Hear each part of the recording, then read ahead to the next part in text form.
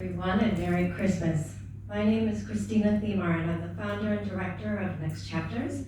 We partner with a variety of community organizations to empower the migrant domestic worker community and also other members of vulnerable groups. So I'd just like to take this moment and thank the organizers of the event today for taking the time to have the session and also to invite me here to offer my message of inspiration to you.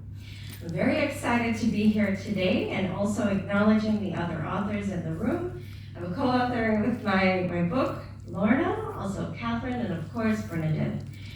The power that you all have shared through the power of your voice and your words has helped put challenges of others into perspective, raised our awareness, and offered evolution in our thinking.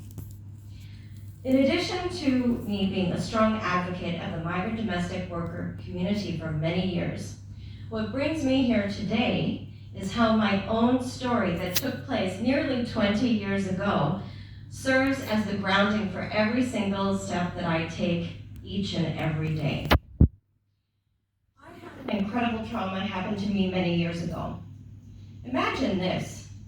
Imagine enjoying your job, fitting into a community, loving the work and the impact that you do every day, being able to speak a foreign language. So when there was Bernadette speaking in Arabic, that really struck a chord with me. For me, I was living in the Middle East. I was living in Jordan. Now imagine being in that place of contentment and reward for yourself and having that instantly taken away from you. You go from that high to an extreme low. I thought to myself that something like this could never happen to me. I had been living in the Middle East before, during, and after 9/11. What in the world could honestly take me out of that environment? In late November 2002, I was literally evacuated from my life in the Middle East. Returning to life in Middle America, I had never considered having a plan B in my life. I was 24 years old. Over the next 6 months, I struggled. I struggled very hard to make sense of the situation and try to understand how to move my life forward. At that time, that is how I found myself at sudden crossroads. And that process, though, I have to say, although it was the most challenging part of my life, allowed me to discover myself and really realize what I wanted to do with it. Over those 6 months and over the next few years, that clarity and courage and confidence to follow allowed me to work in Mongolia, Italy, China, and of course here now in Hong Kong, where I've been working in development in relation to training, coaching, and facilitation. And really, this is what has brought me to establish my organization, Next Chapters, where our value rests in empowering communities and offering the support they need to thrive here and beyond. Now, fast forward to 2021 summertime. So last summer, I was sharing this story, and I thought I knew what I was doing, but unfortunately, the words didn't come out right. I remember after that webinar, I came home, I told my husband, and I said, it just didn't sound good. I felt really fumbly, and I don't think a key message came out. And also, I was nearly brought to tears in a webinar.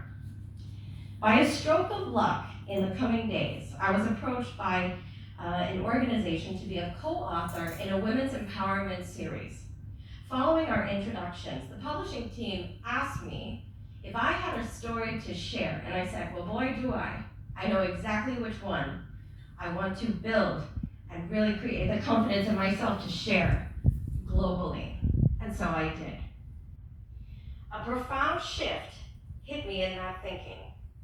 For so many years, I was seeing my own story through a lens of grief and sadness. I hadn't really considered the reflections and learning that I could offer others through the power of my voice. From there, I put pen to paper and worked not through the words that I needed to write, but also those years of emotions. That was actually the most difficult part. But now I'm proud to publish this story, and it has really brought me where I am here today. So my message to each and every one of you is a bit of a resolution for you to take up on. With the new year ahead, I encourage you all to explore opportunities for yourselves and outlets for you to share your story. Now, sharing your story takes practice, as you heard from my anecdote just now. It doesn't just happen overnight. So, give yourself the patience and peace to explore new opportunities, conversations, possibilities. And remember, one of the most inspiring bits about it, though, is the ownership of your story. My story is different than your story in our book that we've co-authored. But that's okay. The idea is to have that exchange. Check for unexpected possibilities. Think about your listeners. Who could be helped by your story? Thinking about who could find empathy, support, comfort, connection, and inspiration coming all from within you. So in closing, let's remember to pause and reflect upon our journey that has brought us here. That has brought us here from miles away to Hong Kong to the 9th floor. Think about the fact that we cannot change our past, but instead we can use our stories to uplift ourselves, to build ourselves up, and to establish purpose and build community, fuel action, and encourage change. My hope for you is that through the power of all of our voices, together we can utilize our learning so far in life, purposing them to inspire others, positively impacting everyone in the coming months and years ahead. Thank you very much.